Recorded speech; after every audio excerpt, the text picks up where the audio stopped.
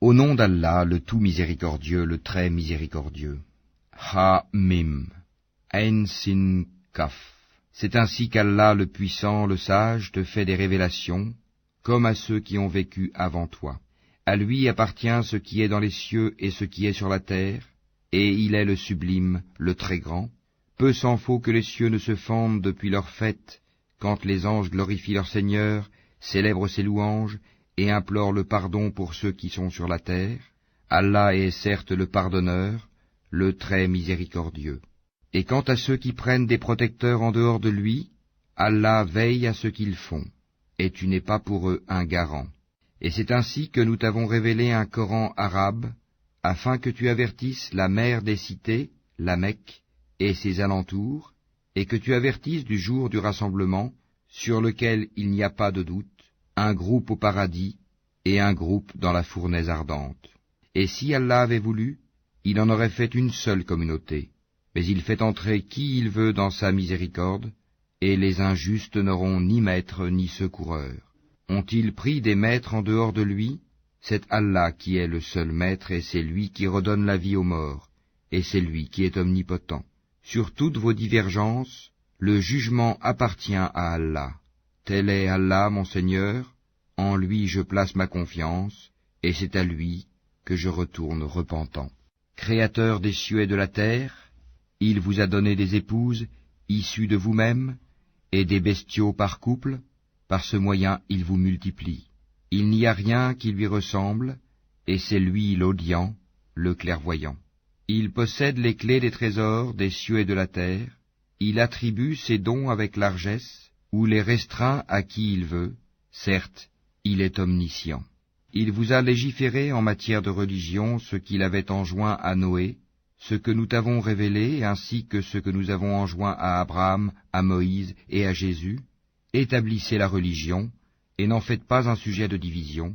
Ce à quoi tu appelles les associateurs leur paraît énorme. Allah élit et rapproche de lui qui il veut, et guide vers lui celui qui se repent. Ils ne se sont divisés qu'après avoir reçu la science, et ceci par rivalité entre eux. Et si ce n'était une parole préalable de ton Seigneur pour un terme fixé, on aurait certainement tranché entre eux.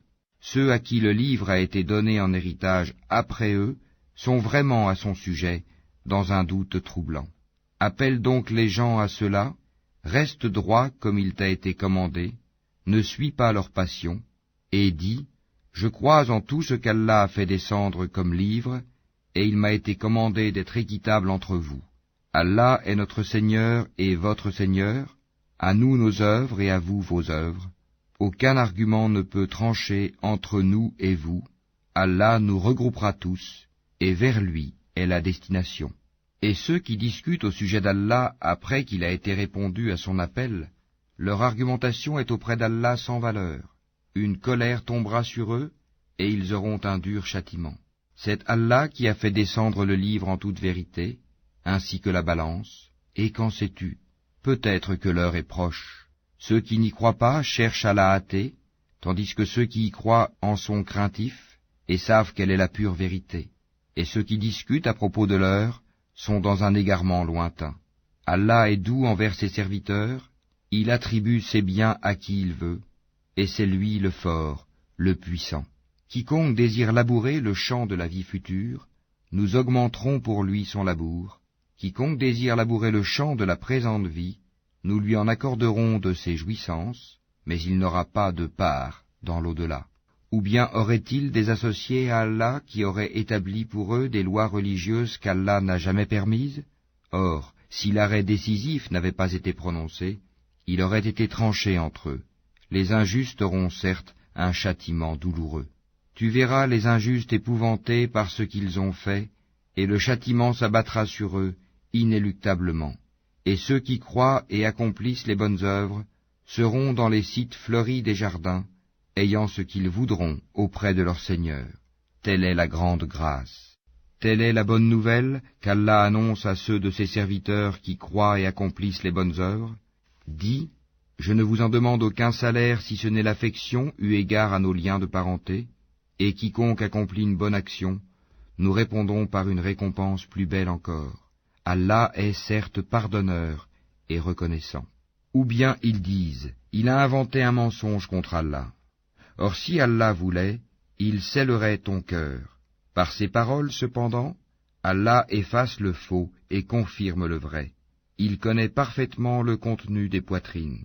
Et c'est lui qui agrée de ses serviteurs le repentir, pardonne les méfaits, et sait ce que vous faites, et exauce les vœux de ceux qui croient et accomplissent les bonnes œuvres, et leur accroît sa faveur, tandis que les mécréants ont un dur châtiment. Si Allah attribuait ses dons avec largesse à tous ses serviteurs, il commettrait des abus sur la terre. Mais il fait descendre avec mesure ce qu'il veut, il connaît parfaitement ses serviteurs, et en est clairvoyant. Et c'est lui qui fait descendre la pluie après qu'on en a désespéré, et répand sa miséricorde, et c'est lui le maître, le digne de louange. Parmi ses preuves est la création des cieux et de la terre, et des êtres vivants qu'il y a disséminés. Il a en outre le pouvoir de les réunir quand il voudra. Tout malheur qui vous atteint est dû à ce que vos mains ont acquis, et il pardonne beaucoup. Vous ne pouvez pas échapper à la puissance d'Allah sur terre, et vous n'avez en dehors d'Allah ni maître ni défenseur. Et parmi ces preuves sont les vaisseaux à travers la mer, semblables à des montagnes. S'il veut, il calme le vent, et les voilà qui restent immobiles à sa surface. Ce sont certainement là des preuves pour tout homme, endurant et reconnaissant. Ou bien il les détruit en punition de ce qu'ils ont acquis comme péché. Cependant il pardonne beaucoup. Ceux qui disputent à propos de nos preuves savent bien qu'ils n'ont pas d'échappatoire. Tout ce qui vous a été donné comme bien n'est que jouissance de la vie présente, mais ce qui est auprès d'Allah est meilleur et plus durable pour ceux qui ont cru et qui placent leur confiance en leur Seigneur, qui évitent de commettre les péchés les plus graves ainsi que les turpitudes, et qui pardonnent après s'être mis en colère, qui répondent à l'appel de leur Seigneur, accomplissent la salate, se consultent entre eux à propos de leurs affaires, dépensent ce que nous leur attribuons, et qui, atteints par l'injustice, ripostent. La sanction d'une mauvaise action est une mauvaise action, une peine identique. Mais quiconque pardonne et réforme, son salaire incombe à Allah. Il n'aime point les injustes. Quant à ceux qui ripostent après avoir été lésés, ceux-là, pas de voie, recours légal contre eux. Il n'y a de voie de recours que contre ceux qui lèsent les gens et commettent des abus contrairement au droit sur la terre. Ceux-là auront un châtiment douloureux.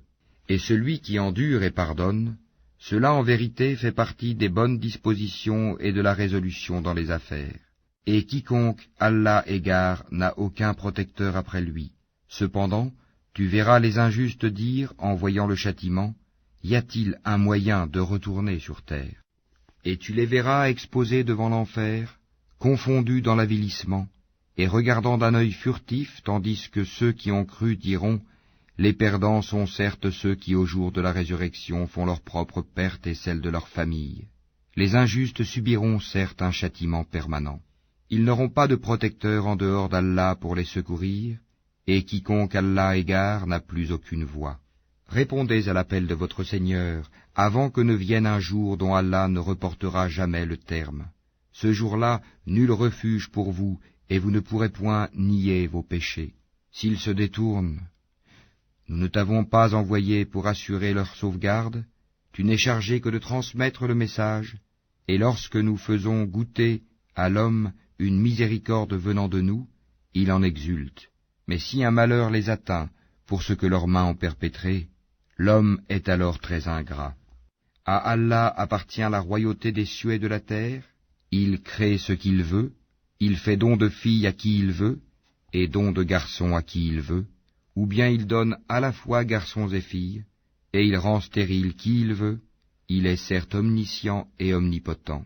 Il n'a pas été donné à un mortel qu'Allah lui parle autrement que par révélation, ou de derrière un voile, ou qu'il lui envoie un messager, ange, qui révèle par sa permission ce qu'Allah veut. Il est sublime et sage. Et c'est ainsi que nous t'avons révélé un esprit, le Coran, provenant de notre ordre.